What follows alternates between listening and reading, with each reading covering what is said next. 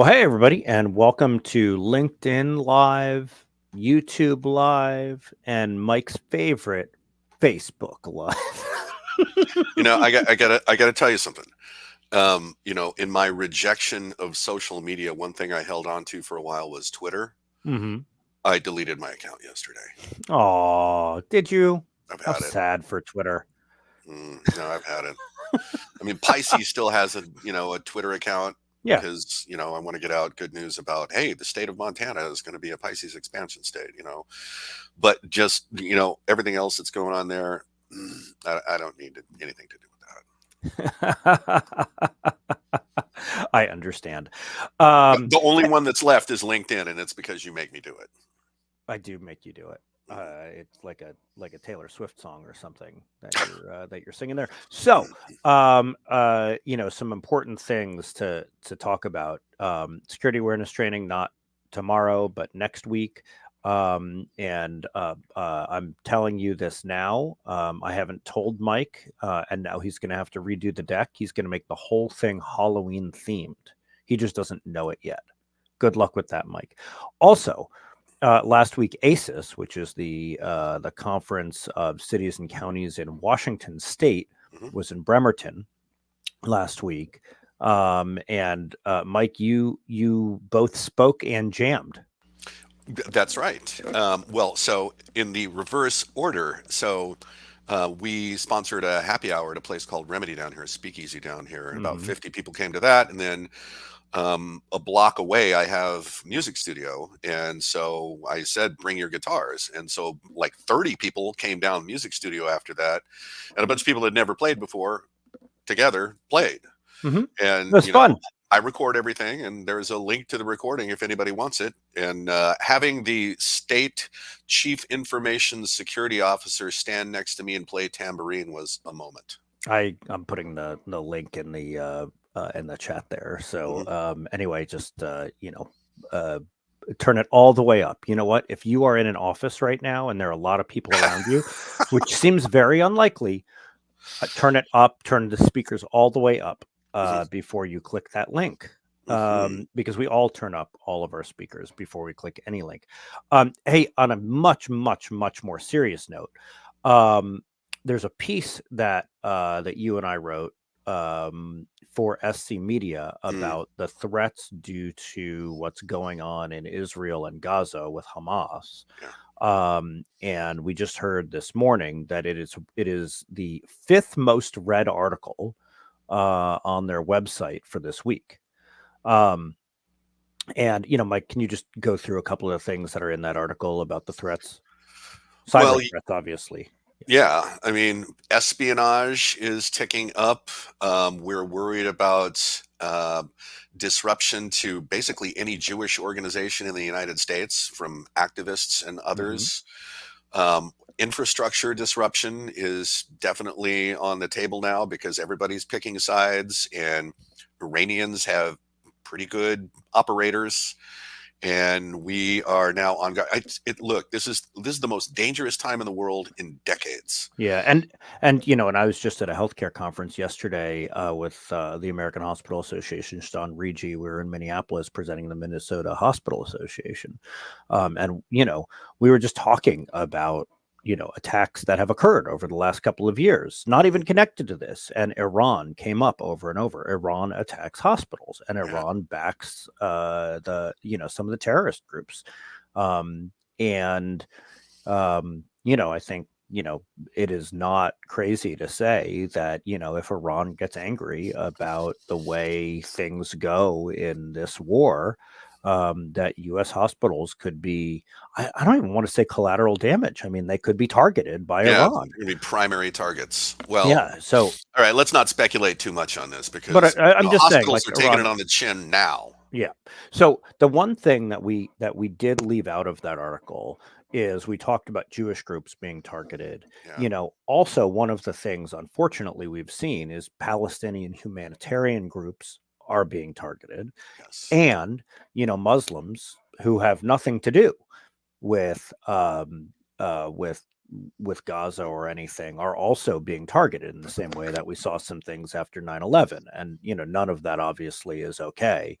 But everybody should be on high alert there.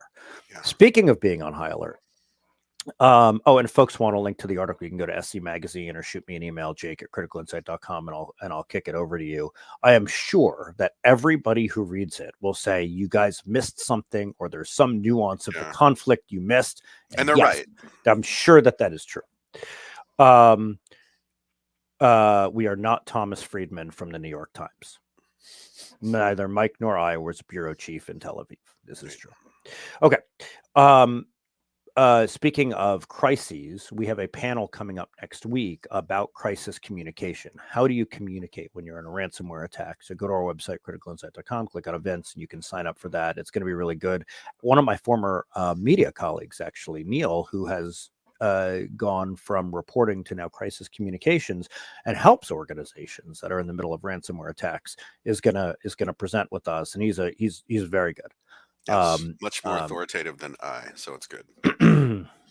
Much more authoritative. Oh, look what Mike just admitted. All right. I listen to NPR, so good grammar, Mike. Mm-hmm. So big news this week. Cisco. What's going on with this?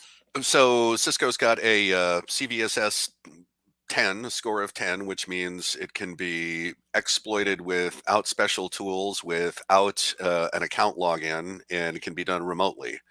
And so it cat's out of the bag already. I mean, apparently 10,000 or so devices have already been taken over. But, this is just the way we're going to go now. When you and I did the healthcare data breach report, one of the findings from that was that vulnerability exploit is bypassing phishing as a preferred initial access method. Right. So when some vulnerability is announced, especially if it's one that severe, treat it as an incident, because the scanning is going to start globally to find vulnerable devices, and the reverse engineering of the patch starts immediately so that they can,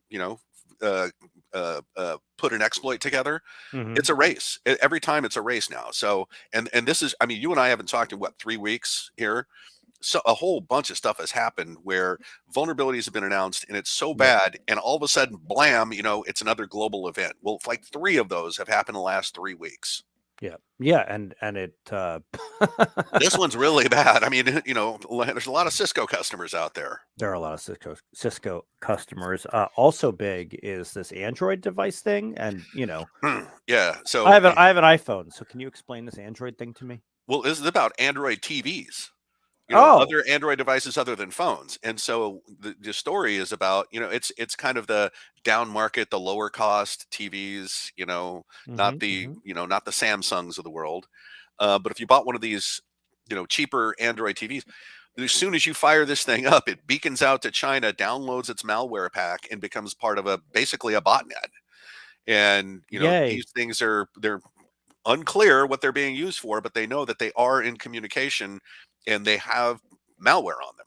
So they're calling it a back door that's been pre-installed, but I don't know that there's really interactive access to someone's TV. But again, stuff that we buy that's been created in China specifically, has surveillance technology built into it. And that's why the federal government has this giant list of companies that the federal government, all the agencies, are prohibited from doing business with. Well, if you consumers continue to do business with them, well, you're kind of adding to a problem. Yeah. I mean, I hate to say it, don't buy cheap TVs. Thanks, Mike. Well, Mike will contribute to your TV buying, and then I'm just kidding. So I don't have a TV. I have a dumb monitor with a Fire Stick plugged into it. You don't have a TV? I do not have a TV. You disappoint me, Mike. So shouldn't be surprising. By the way, if folks have good show recommendations, my wife and I just finished Drops of God on Apple TV. It's excellent. It has nothing to do with cyber. It's all about wine. Okay. So that's very good. Anyway, I'm open to show recommendations always. Okay, another thing. Since I just came back from the Minnesota Hospital Association conference on cyber, I have healthcare on the mind, and so I want to talk a little bit about an article that came up yesterday. It's a non-peer-reviewed paper from the University of Minnesota, and it's the first paper to look at ransomware deaths mortality in hospitals that have been hit by ransomware to see how much it went up, and it is shocking. It is. The author of the paper correlates a rise in mortality and bad patient outcomes to ransomware. And and obviously the more severe the ransomware attack, the worse it is. It's quite a thing. And this paper, I think because it's not peer reviewed, has not gotten a lot of press yet. But this is a really big deal. If folks want to read it, let me know. Deep with numbers and analysis. But it's what we all assumed is true, but haven't really been able to put numbers to in a nationwide thing. Number two, Mike, HHS is talking about another Cisco problem in healthcare. Yeah, this is the Cisco Emergency Response Platform. This is also one that was under active exploit, and badly. A lot of hospitals use it. A Yeah, lot of them. I mean, that is emergency response. So, sure. this communication, it's called the Cisco Unified Communications Manager, right? And it Mm-hmm. runs 85 million voice over IP phones, including the ones installed in hospitals and health systems. And Mm-hmm. I think probably there's significant amount of 911 and dispatch in there too. So if you haven't patched this, they may have found you already. And again, it's the race. Everybody needs some kind of, I don't want to call it threat intelligence information, but when vulnerabilities are announced, man, get after it. Yeah, I mean, I think Mike needs a new t-shirt that says they may have found you already. Mm. Maybe Look maybe for that'd that. be our next conference swag, huh? Look for that one in the mail. That'll be really uplifting. Yeah. All right. So SEC. Wait a minute. I want So to talk about something that you brought up, John Regi, and I want to bring up something that he's talking about.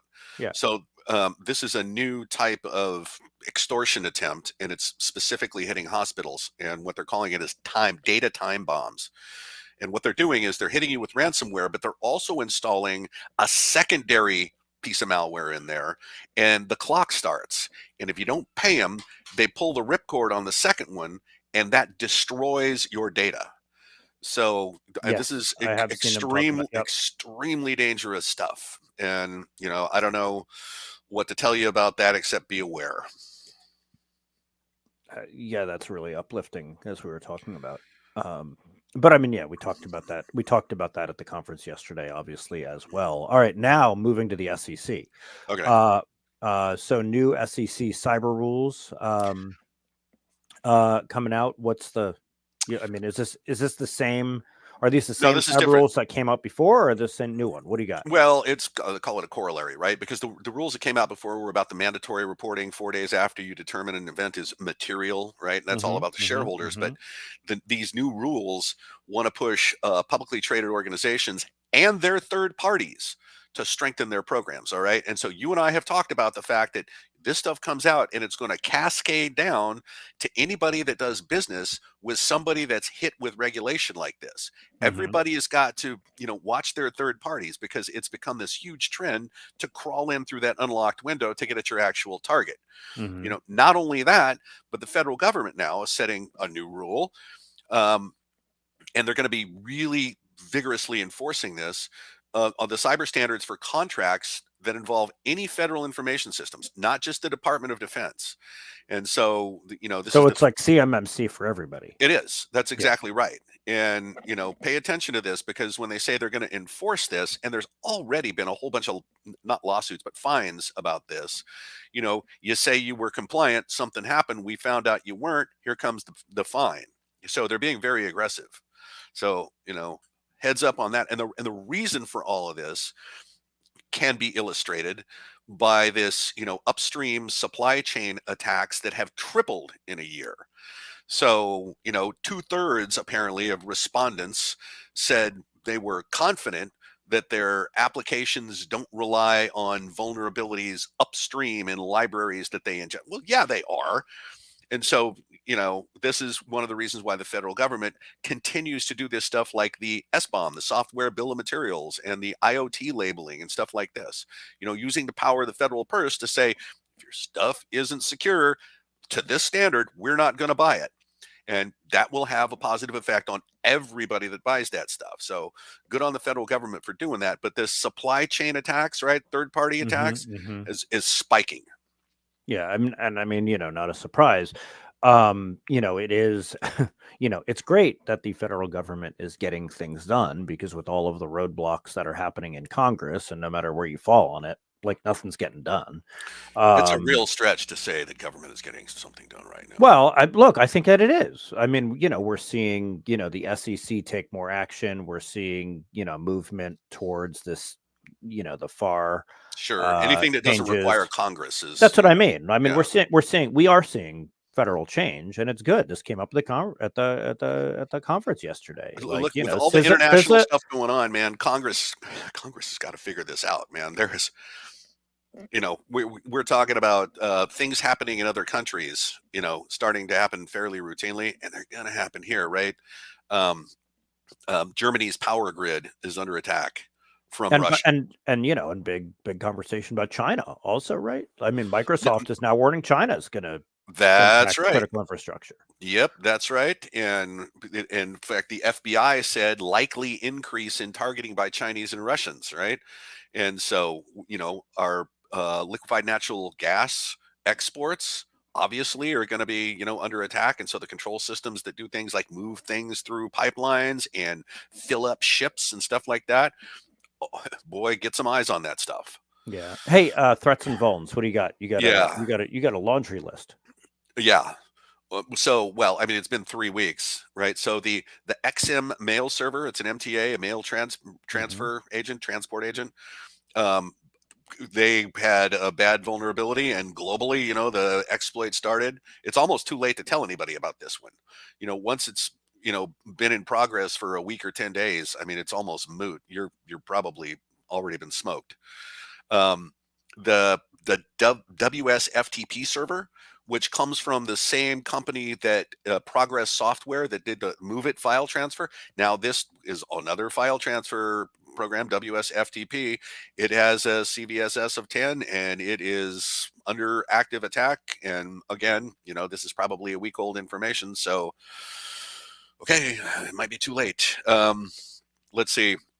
Microsoft patched some stuff in Teams, which might explain Teams' behavior lately. I don't know how to explain Teams' behavior, but apparently, so they had some 0 days in some open source libraries that they use. So again, the upstream part of this. So they got that patch. So if you haven't taken your Microsoft patches and rebooted your computer yet, do so. And again, NPM packages, developers use these things. They've been polluted. There's a Dropbox campaign that is stealing Microsoft SharePoint credentials. And apparently the trick here is they actually send you the bait from Dropbox, and it comes from legit Dropbox. And so it's a little hard to suss out. Yeah. Confluence, the Atlassian product, that had a 0 day that was exploited. If you use Confluence, in the cloud like we do, no big deal. But if you have Confluence on-prem server, got to get that patched. There's a WordPress backdoor that creates a rogue admin account, hijacking websites, underway right now. And patch Chrome. Everybody needs to patch Chrome. Also, don't forget to restart your Windows device if you haven't this week. All right. At the end of all of this, you do two things, Mike. You tell people to patch Chrome, and you have a story that makes people chuckle, think deeply. The world doesn't really lend itself right now to laughing, but what do you got, Mike? What do you got? Well, so I like this one because we all hate robocalls so much. When I get a phone call and I don't recognize the number, there is no way I'm going to answer the phone. No way. And that's how we should be treating all different kinds of, social media messaging, text messaging, phone calls, email, right? If you don't know the person, you didn't expect it, it's dangerous, right? So this robocall business, the FCC made companies file robocall mitigation plans. Okay, sounds like a good thing, right? But they weren't really keeping an eye on the submissions. And so apparently the submissions included things like a PNG file depicting an undiscernible or indiscernible object They got a document that was titled Windows Printer Test Page, an image that had some taxpayer's profile on it on a Pakistani government website. And there was one letter that somebody submitted that said, "Unfortunately, we do not have such a documents." So I don't know how serious the FCC really is about this robocall business. It looks like, they did something about it, but, they probably need to re-examine their real process here of trying to stem these. So it's working well. So it Working well. Sounds to me like Congress will fix it. Well, we just said the parts of the government that are not Congress are working. Okay, well, this is the counterexample right here.